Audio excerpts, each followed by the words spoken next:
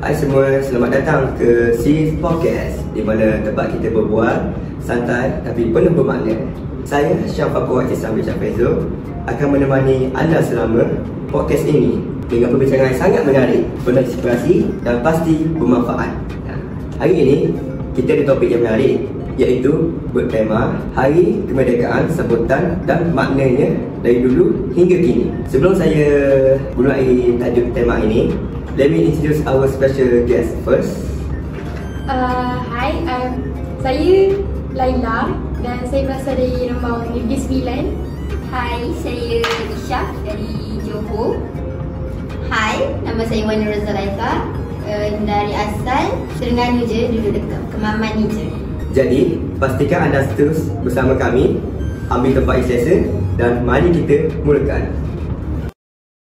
Isha, can you share your perspective about perbezaan utama dan sambutan Hari Merdeka dari tahun 1977 hingga kini? Okay, so first kita boleh tengok dari cara sambutan dia lah. Kalau macam yang kita tahu kan, masa 1997 kan, diorang punya sambutan ni diorang adakan secara formal dekat Stadium Merdeka kan. And mostly diorang punya perarakan tu kecil je, tak besar-besaran lah. And diorang punya sambutan tu mesti dah diiringi dengan laungan merdeka oleh Tunku Abdul Rahman kan. And sambutan ni dia diadakan dengan semangat patriotik lah. Tapi kalau kita tengok masa zaman kini, perarakan dia ni diorang buat lebih besar-besaran. Maksudnya macam lebih meriah lah. And lagi banyak agensi-agensi kerajaan yang join. Lepas tu tim keselamatan macam Navy, tentera and polis. And tak lupa juga dengan NGO yang turut serta untuk meriahkan lagi sambutan perarakan merdeka tu. Dan kerajaan tak lupa juga untuk selitkan persembahan tarian tradisional and silat untuk lebih memeriahkan lagi lah sambutan tu. So kemerahan ni disertai dengan konsert, pameran kebudayaan dan pertunjukan bunga api yang boleh tarik ribuan rakyat untuk join. So sambutan tu dia tak sunyi sangat lah, macam more advance meriah. So orang tengok pun happy. Okay, kalau macam Zack, Laila, Syam, pernah tak korang tengok sambutan kemerdekaan tu in real life depan mata korang? Kalau saya lah, saya ni bukan jenis outdoor mana pun. Kalau tengok pun, biasanya tengah TV je lah. Kalau pergi join sambutan tu tak lah, sebab crowded. Lepas tu sesak dengan kereta. So macam dengan family tengok live je dekat TV. So even dalam TV pun kita boleh rasa kita ni dekat sana kan. Rasa kemeriahan, macam bestnya dekat sana, perarakan, pelbagai budaya. So kita dapat pengalaman walaupun tak ada kat sana. So macam ada best jugalah. Ada rasa kita sambut hari kemerdekaan tu. Kalau saya, tahun lepas abang saya ajak tengok dekat TV sebab dia macam lama sangat tak balik rumah. Dia nak bersama-sama dengan family dia tengok juga, untuk memupuk lah lebih semangat lagi. Cuti ke saya? Terima kasih atas perkongsian Aisyah tadi. Adik yang tak jangka saya pun tak tahu tak. So bagian itu. Next, we move on to our next question, which is especially for Laila, because I'm quite curious, about sambutan Hari Kemerdekaan ni. Berbeza dengan cara perayaan Hari Kemerdekaan di negara lain. Bagaimana pendapat you, Laila? Betul, kita sambut Hari Kemerdekaan di negara kita, tapi di negara lain pun ada cara sambutan orang. So macam perbezaan dia perarakan dan upacara rasmi. Kalau kat Malaysia, perarakan dia melibatkan berbagai lapisan masyarakat. Macam kita tahu, kita ni ada Cina, India, lepas tu ada kaum-kaum lain juga yang turut memberikan orang punya budaya.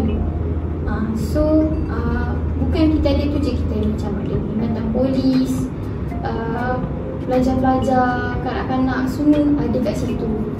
So uniknya selain perarakan ni ada juga persembahan. Contoh macam kalau daripada Malaysia kita ada Zapin. Zapin dari Johor. Dan kita ada tarian naga. Of course kita ada tarian naga daripada negara China. Dan itu mesti lagi menarik perhatian kan, maskot-maskotnya. Kita ada tarian klasik daripada India. Itu saya tak tahu. Kita tahu China kan, tahu China je naga. Okay, so kalau daripada kita tengok negara lain, Amerika Syarikat contohnya, sambutan hari kemerdekaan diorang melalui perarakan lebih bersifat komuniti.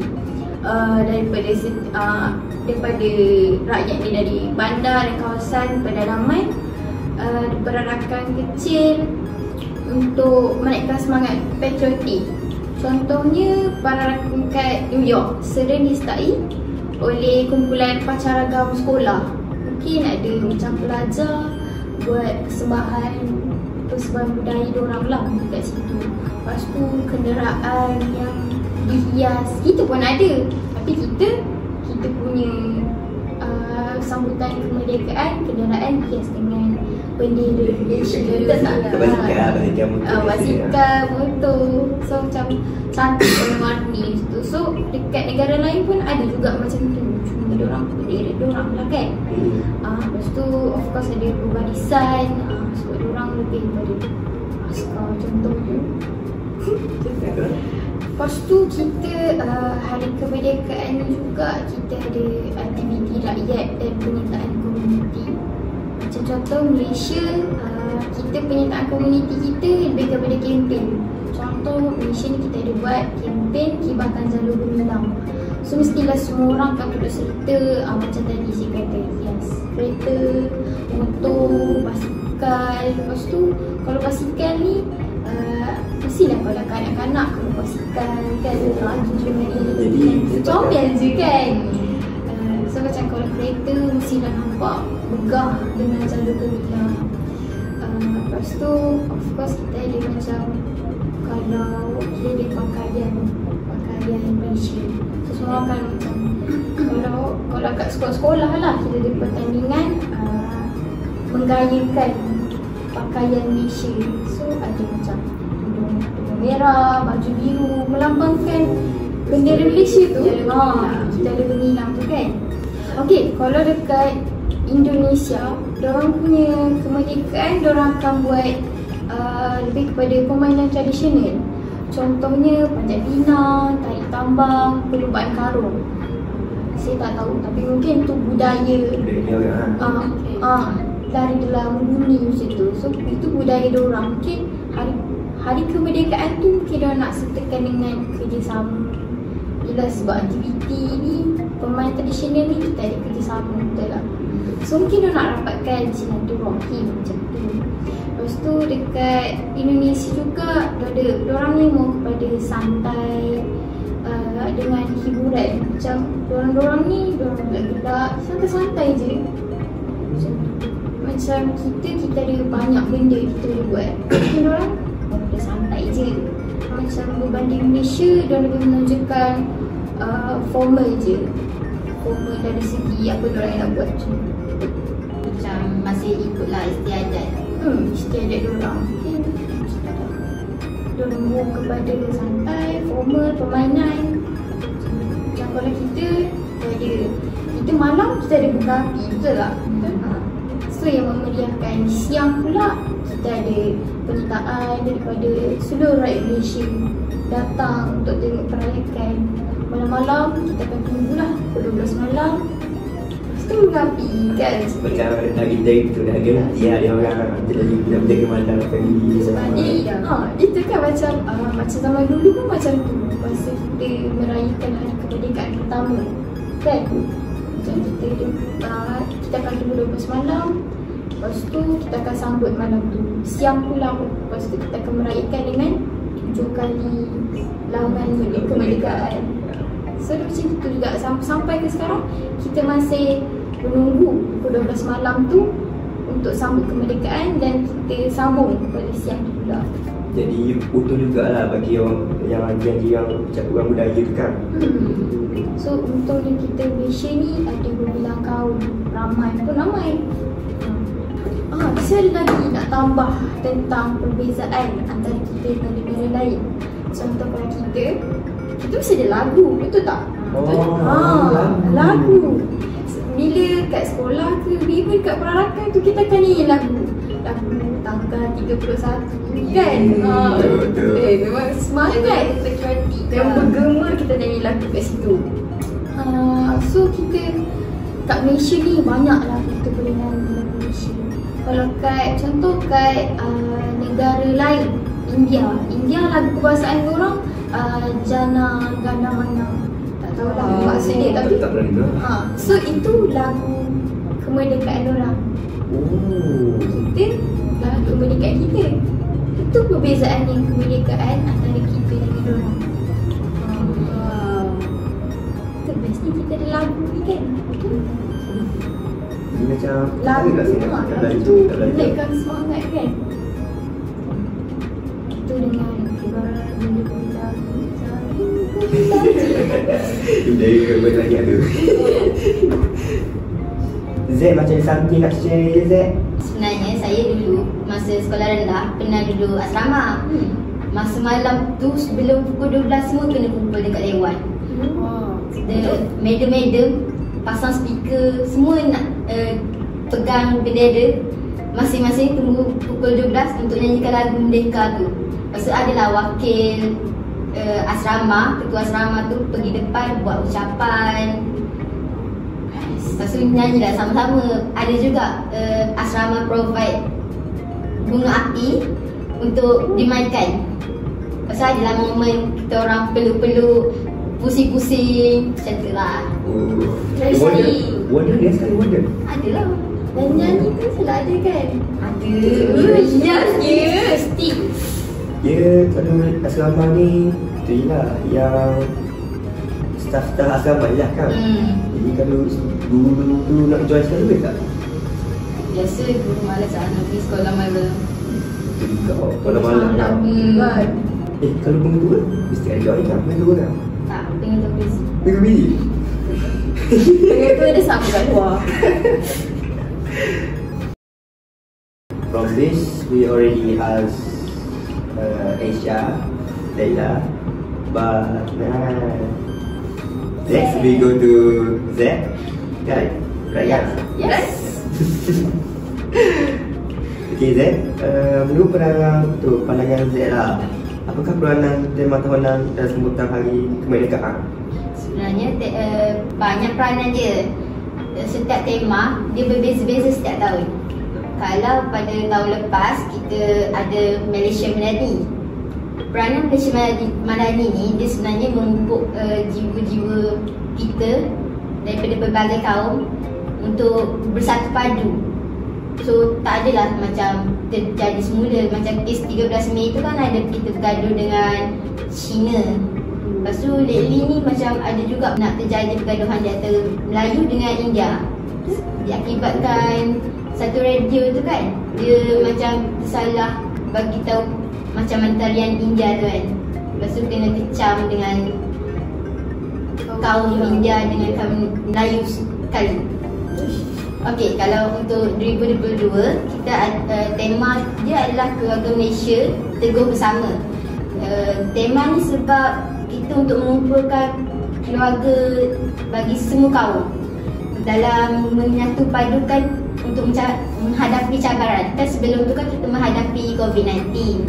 Kan masa tu kan kita kena duduk dalam rumah je. So tajuk ni, tema ni dikeluarkan untuk biar kita boleh bersatu semula. So bila tema ni wujud, negara kita akan berharap yang kita dapat bersama-sama semula, bersatu padu untuk memajukan lagi lah negara Malaysia ni. Setuju.